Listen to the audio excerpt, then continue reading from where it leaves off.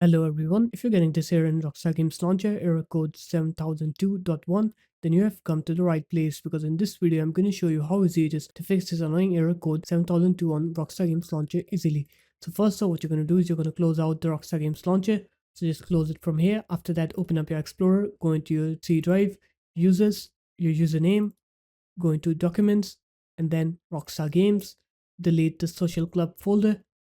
And once you're done deleting it, now you're going to open up the Rockstar Games launcher. It will ask you to re-log in again. So just log in with your account and that should fix your issue. So that's guys, that's how easy it was. If you guys found this video helpful, make sure to leave a like, comment and subscribe to the channel and I'll see you in my next video. Peace.